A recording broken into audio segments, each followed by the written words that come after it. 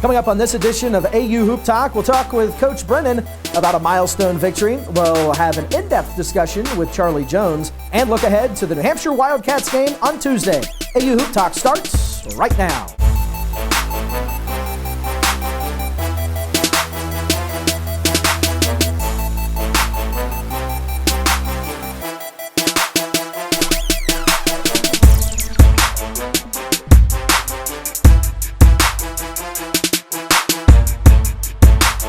Welcome to AU Hoop Talk with Coach Mike Brennan and talking after the Western Illinois game. Congratulations on career win number 50.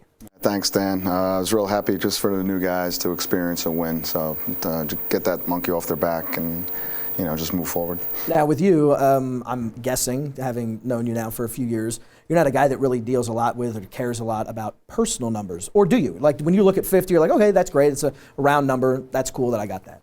It's a great thing to win, but that's not why you do this. You're coaching every day. You're just making sure that the team gets better on a daily basis.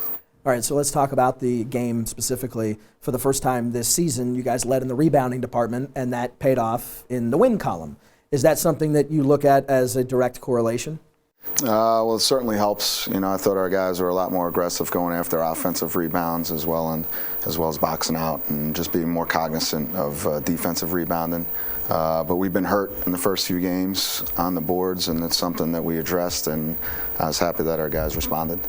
And when you look at the game, and I know at halftime you said that, or actually after the game, you said that it really was a tale of halves. That in the first half to the second half, the guys grew a lot. What were some of those things that you picked out and that you saw change from, what was it, a 9-point deficit or so?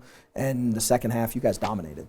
Yeah, well, I think our guys, it's going to be like that, for the next, several games. Just, they're going to be hit with something that they haven't seen necessarily or they weren't prepared for, and we need time to talk about it.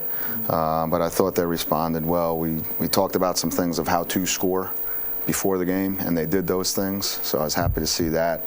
And then, you can tell that this team, they're going to be good and they're coachable. Just because you go into halftime with a young team, you say, hey, these are some of the things to look for, and they come out and they're able to execute.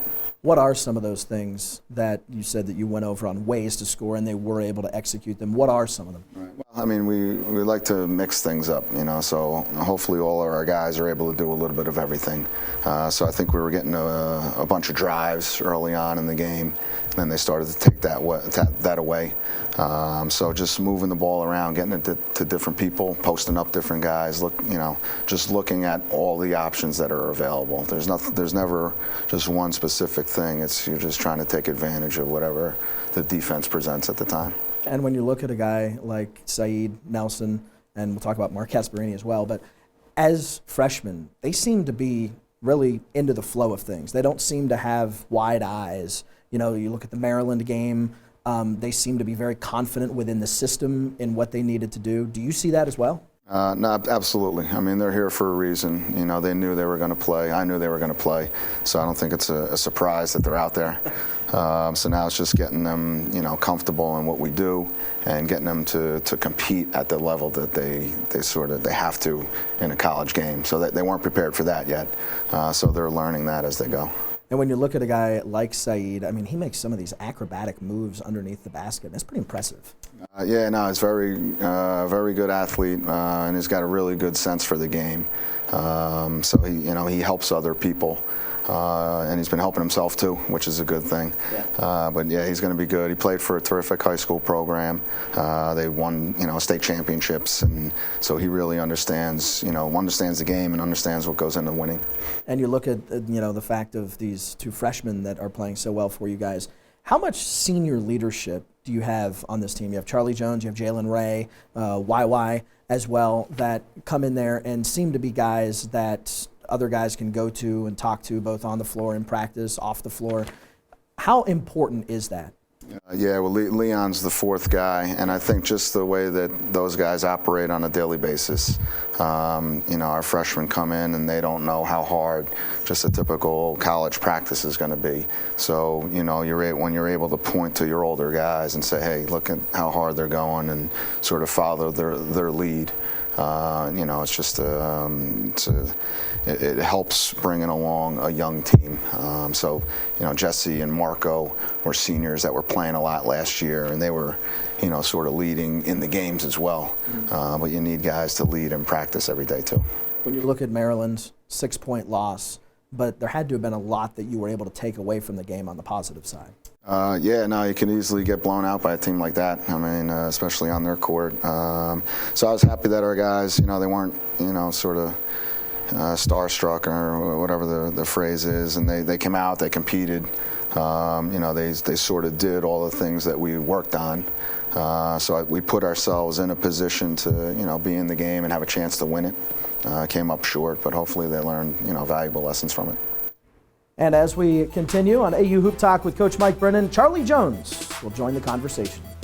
Welcome to our sleepy little college town. You may have heard of us. Here we stand up for causes as naturally as we sit down for classes. We believe that knowledge, understanding, and discovery will make the world a better place, and that our contributions are only limited by our imaginations. Words, medals, and degrees don't make us who we are. Meaningful change does. We are American. And there's nothing we would rather be. Welcome back to AU Hoop Talk with Coach Mike Brennan. We're now joined by senior Charlie Jones. And Charlie, thanks for taking some time. Yeah, no problem. Glad to be here. So, all right, everybody calls you, at least in the media we do, the Energizer Bunny thing, right? Is that something that you're cool with? Is that something you roll your eyes with? Is it something that you even kind of got going yourself? All through my sports career, ever since I was a little kid, playing football, basketball, baseball, it didn't really matter. It's kind of my identity. It's just being active, flying around, just doing all the little things. And yeah, it's something I embrace. And at the same time, I kind of roll my eyes around because I think people see like my baby face and just think, oh, it's cute. Little kid's like running around doing a bunch of things, but it's something I take seriously. So the idea of Energizer Bunny, the actual name, right. Is that something that's been with you for a while? Yeah, I've heard it a few times growing up, and especially here, it's kind of stuck more. And yeah, I don't mind it at all. Now you mentioned, football, baseball, basketball. Quite the athlete growing up to this point. Obviously, still quite the athlete. Take me through sort of all the sports and what it was like growing up in a family with your mom that played basketball in college at Drexel, and sort of the focus, obviously, I guess, maybe more so on basketball because that's what you're doing in college? Yeah, I played football, basketball, and baseball up until my sophomore year in high school. And then I decided I wanted to stick with basketball. And a lot of people at the time said that was the wrong decision, saying I was better at football and baseball. But I think my mom was happy that I stuck with basketball. It's just something that I enjoyed more. And yeah, she's definitely a big fan of mine, but also a big critic. I mean, she was in Sports Illustrated, Faces in the Crowd. In high school, she averaged like 25 and 25. Had a game where she had 47 points, 30 rebounds. And so she's like, why can't you do that? I did it. I'm like, I'm sorry. Right, it's in the genes. Yeah. Come on, right? But I know my role in this team, and I know that what I can give. So what are some pointers that she picks out? Like, does she really sit there and watch game film? I know she's at most of your games. Does she sit there and pick out things like after a game? Does she let it digest for a day or so? Or how does she kind of relate to you as far as basketball goes? At one point, she would kind of be more aggressive in her critiques immediately after a game, but I think throughout high school and into college, she's kind of learned to step away and let things simmer for a little bit. But I mean, it's nothing too harsh. She's always there to be my top supporter, but at the same time, she would like to see me be a little more aggressive when I have the ball in my hands. Now you say that a lot of people said that you should have continued playing football and baseball. What positions did you play in those sports? Football as a receiver, and baseball as center field, and pitch to a lefty. So of the three sports, which one do you enjoy most? I enjoy playing basketball. That's why I picked it, to stick with it. It was a trap question. No. I mean, football, now that I'm a little bigger, I think is something I would enjoy. But at the time, I was pretty lanky and still am, and didn't see a future for me. So take us through moving from high school to college, and actually your first contact was with former Eagles coach Jeff Jones. Take us through that and sort of how you got here to campus. Yeah, I had a few high school teammates who were highly recruited, one's at Ohio State, one's at Villanova now, and one of the assistants, Kieran Donahue, under JJ's staff. His cousin is a scout in the NBA, and he was obviously there watching my two high school teammates. And then he saw me. I must have had a good practice, and he gave my name to Coach Donahue. And then Coach Donahue started talking to me, and I came and visited with JJ and his staff late in my senior year in the spring. And the very next day, he announced he was taking the job at Old Dominion. So I was kind of left in limbo for a little bit. But once Coach Brennan got the job, he reached out to me. We had a conversation, and said he still wanted me to be a part of the program, and I signed on. And how you've evolved as a person. Take us through that. Is that something you embrace, becoming a leader? Definitely, yeah. When you have guys like Saeed and Mark who are stepping in, making a big impact right away, I just want to help be a part of their growth as much as possible. I mean, especially with a guy like Saeed, I kind of relate to from kind of as an athlete and from a competitive standpoint, just all the stuff he does on the court. I see him as someone who can really be the face of this program for years to come, and he's obviously has a lot more natural skill basketball-wise than me, but at the same time I recognize the inner competitor that's inside him. And he seems to have confidence right off the bat. Second, in that Maryland game, he seemed to really be a guy that was right in the flow, as was Mark Esmeralda. Yeah, they're both definitely very comfortable with everything that we're doing here. I mean, we're asking a ton from both of them, and the fact that they're being able to produce the way they are has me really excited about where we are as a team as we head into conference play. All right, before I let you go, just a couple favorites. Color. Blue. Okay, that makes sense. That's what you're wearing now. Is it a royal blue, or you like more dark blue? Or? More of a royal. Okay, yeah. So it works. Glad you came to America in that sense. Favorite food? Steak. Okay. Yeah. And favorite place to travel? To travel? Yeah. I like tropical settings. I've been to the Bahamas once and would like to go to some more islands.